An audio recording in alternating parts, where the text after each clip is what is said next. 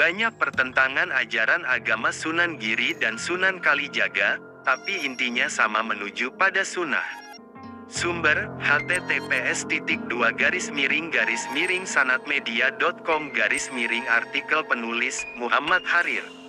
Pekan lalu jagat maya digaduhkan oleh ceramah Ustadz Khalid Basalamah yang membahas seputar tradisi kebudayaan Nusantara, wayang. Dia menyebut bahwa tradisi nenek moyang itu sudah semestinya ditinggalkan, tidak relevan lagi di zaman sekarang karena kita sudah muslim. Sebetulnya adanya silang pendapat mengenai wayang ini bukanlah hal yang baru. Menurut Gus Baha pada zaman Wali Songo pun sudah pernah terjadi sikut pandangan di antara mereka. Tentunya dengan konteks yang terjadi pada masa itu. Kiai Haji Bahaudin Nur Salim atau yang familiar disapa Gus Baha menceritakan bagaimana menggebu-gebunya Sunan Kalijaga lantaran ingin berdakwah di area Pajang sampai membuat wayang tengul. Wayang golek mirip patung inilah yang nantinya akan digunakan sebagai media dalam menyampaikan ajaran agama Islam. Mengetahui wacana itu, Sunan Giri tidak terima dan menghukuminya haram. Sebab di akhirat kelak bakal diminta pertanggungjawaban oleh Allah SWT untuk menghidupkannya, memberikan nyawa. Sunan Kalijaga yang tidak bisa menyanggah fatwa dari Sunan Giri, tidak bisa berkutik. Akhirnya muncul Sunan Kudus, yang alim lagi arif, menengahi pertentangan di antara mereka berdua. Sunan Kalijaga agak tidak tahu hukum Islam karena mantan preman yang jadi wali. Akhirnya ditengah-tengahi oleh Sunan Kudus yang lebih alim, jelas Gus Baha dilansir dari channel Santri Gayeng.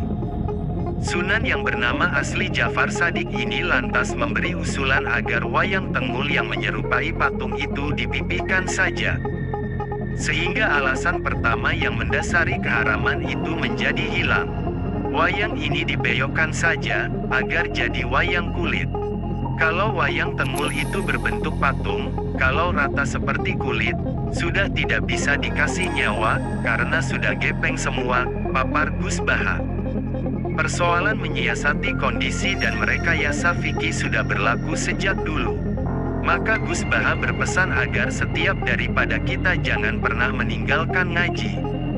Karena, ketika seseorang rajin ngaji, akan semakin tambah ilmunya maka akan tambah sikap arifnya pula. Teladan Nabi dalam mendidik umat pada sesi pengajian ini, Gus Baha juga mengisahkan Rasulullah sebagai figur yang meneduhkan ketika menyikapi umatnya yang nyeleneh. Alkisah tatkala Nabi mengimami salat, ada makmum dari orang kampung yang malah asyik ngobrol di tengah pelaksanaan salat. Usai salam tanda salat selesai, para sahabat mempertanyakan keabsahan sholat dari kedua makmum ini dan meminta diulangi lagi. Wahai Rasulullah, masa iya sholat kok malah asyik ngobrol? Protes para sahabat. Sebagai sosok yang cerdas dan bijaksana, Nabi Muhammad kemudian menggandeng tangan kedua makmum tersebut, menepi sebentar di tempat lain dan menasihatinya. Tanpa membentak dan memasang rona muka garang. Yang namanya salat memang mengobrol munajat. Tapi mengobrollah dengan Allah saja. Kalau ngobrol dengan manusia, tidak usah, jelas Rasulullah. Demi Allah, beliau tidak membentak saya, tidak memaki-maki saya. Rasulullah hanya mengatakan bahwa salat itu munajat, sehingga tidak sepatutnya dicampuri omongan dengan manusia, kesan orang kampung setelah dinasihati Nabi. Yang namanya mendidik umat memang mestilah bertahap, ia tidak bisa serta-merta dipaksakan berubah secara signifikan. Ia mesti disiarkan secara pelan-pelan. Kalau boleh meminjam gaya bahasa Gusmus, itulah ruhut dakwah, spirit mengajak yang diajarkan Nabi.